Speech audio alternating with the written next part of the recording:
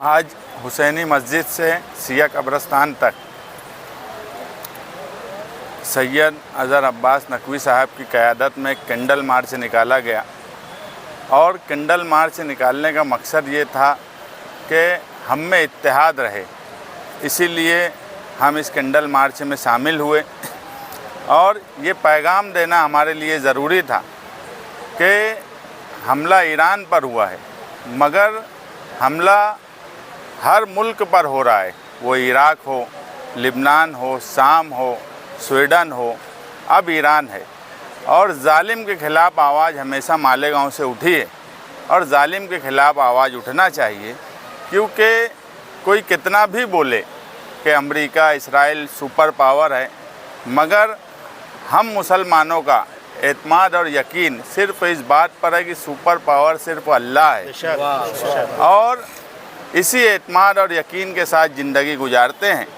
اور شہادت یہ تو ایک سب سے بڑا درجہ ہے موت کا۔ اور جو ایران میں آج ہو رہا ہے، ہندوستان نے بھی اپنی پالیسی ہمیشہ سے ایران کے ساتھ رکھی ہے،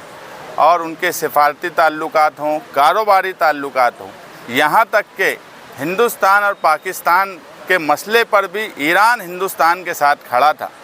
اس لیے آج ہندوستان کو ایران کے ساتھ کھڑا ہونا چاہیے، اور گاندھی کے وقت سے ہندوستان مظلوم کے ساتھ کھڑا رہتا ہے۔ آج امریکہ اور اسرائیل یہ پوری دنیا پر اپنی حکومت چلانا چاہتے ہیں، کبھی ہتھیار، اسلحہ اور حملے کے ذریعے، کبھی ٹیرف حملے کے ذریعے، اور ٹیرف حملہ خود ہندوستان بھگت چکا ہے۔ ایسے وقت میں اگر ہندوستان کی پالیسی ایران کے ساتھ نہیں ہے تو یہ ہندوستانیوں کے لیے برابر بات نہیں ہوں گی، اس لیے سرکار نے ہندوستان کی پالیسی ایران کے ساتھ رکھنا چاہیے، اور آج ایران کے ساتھ کھڑا ہونے کا وقت ہے، اور ہم سب یہاں پر ایک اتحاد کے ساتھ یہ پیغام دینا چاہتے ہیں کہ ہم متحد ہیں ظلم کے خلاف۔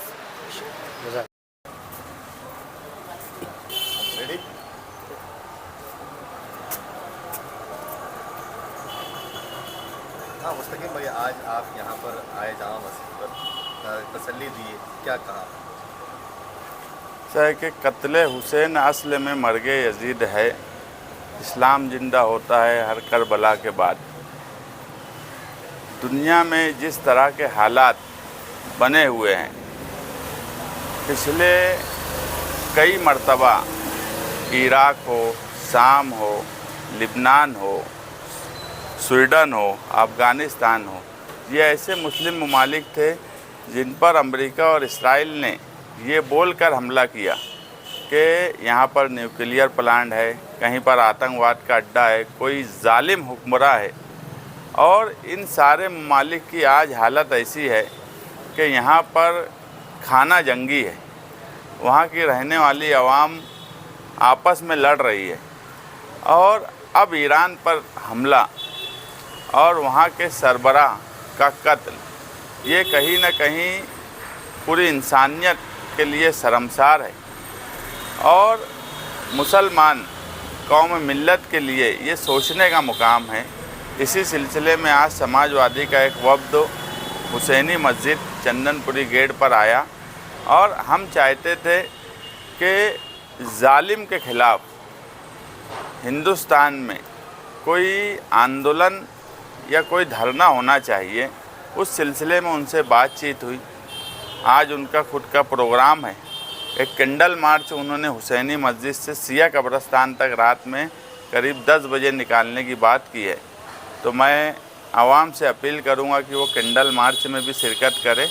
اور دھرنے کے تعلق سے ہماری بات چیت ہوئی ہے کہ ہم نے کہا کہ ہم خود دھرنے کے پروگرام یا کوئی احتجاج کرنا چاہتے ہیں، اگر آپ کرنا چاہتے ہیں تو ہمارے ان کو مشورہ یہ تھا کہ آپ دھرنا کا کوئی پروگرام رکھیے، اور تمام ہی مسلک سیاسی پارٹیوں کو آپ بلائیے، اس میں ہم بھی شامل رہیں گے اور اس کے لیے کوشش کریں گے۔ تو انہوں نے کہا ہے کہ وہ آپس میں مشورہ کر کے بتائیں گے، اور ظالم کے خلاف ہر حال میں احتجاج ہونا چاہیے۔ دنیا کو دکھنا چاہیے کہ اسرائیل اور امریکہ یہ ایک ظالم حکمراں ہیں، اور ہندوستان کی پالیسی ہمیشہ سے ईरान के साथ रही है। ये अलग बात है कि आज हिंदुस्तान खामोश है, जबकि जिस तरह के ईरान और हिंदुस्तान के ताल्लुकात हैं, सिफारसी ताल्लुकात हैं, कारोबारी ताल्लुकात हैं, हिंदुस्तान को अपनी पॉलिसी साफ़ करना चाहिए। और हिंदुस्तान हमेशा जालिम के ख़िलाफ़ रहा है। वो यानी महात्मा गांधी के वक्त से हिंदुस्तान की एक पॉलिसी हमेशा क्लियर रही है कि वो जालिम के ख़िलाफ़ रहा है। और अमेरिका जैसा मुल्क जो हर वक्त सभी मुल्कों को दबाने की कोशिश करता है, कभी फ़ौज को यानी हमला करके, कभी टैरिफ की शक्ल में, अभी पीछे हम भी देखें कि हिंदुस्तान पे भी टैरिफ हमले कई मरतबा किए गए। तो ऐसे लोगों के ख़िलाफ़ या ऐसे लोगों से डरने के बजाय इनके सामने खुलकर अपनी पॉलिसी साफ़ करना चाहिए। और यही बात है कि हम चाहते हैं कि हिंदुस्तान में ख़ास तौर से मालेगांव में कोई एहतजाज हो, और कोई ऐसे प्लेटफॉर्म से एहतजाज हो जिसमें मुश्तरका तौर पर तमाम मसलक, तमाम इंसानियत नवाज, तमाम सेकुलर जहन रखने वाले और तमाम मसलक के लोग उसमें शामिल हो। और एक मैसेज जाना चाहिए कि जिस तरह से जुल्म किया जा रहा है, जिस तरह से टारगेट करके जुल्म किया जाता है, ये कहीं ना कहीं हिंदुस्तान या हिंदुस्तानी अवाम इसको पसंद नहीं करती। क्या भारत ने अपना मौक़िफ़ ज़ाहिर कर दिया? हमले से 2 दिन पहले भारत के प्रधानमंत्री इसराइल जाते हैं, उनसे मिलते हैं, 2 दिन रहते हैं और उनके वापस आते ही ईरान पर हमला हो जाता है। नहीं, देखो ऐसा है कि प्रधानमंत्री का इसराइल का दौरा करना ये कोई ऐसा नहीं है कि इनके जाने के बाद हमले की बात हुई। हमला होना तय था, ऐसा समझा जा रहा था। ये हो सकता है कि इसराइल ने ढाल बना लिया हो हमारे प्रधानमंत्री को, ये हो सकता, मगर इनके जाने से या इनकी कोई वजह से हमला होगा ऐसा मुमकिन नहीं है। क्योंकि भारत की पॉलिसी हमेशा से एकदम क्लियर रही है। ठीक है, आज हालात और वक्त ऐसा हो गया है कि इसराइल से कुर्बत को अच्छा माना जाता है, मगर ना ही सियासी तौर पे, ना ही समाजी तौर पे, ना ही कारोबारी लिहाज से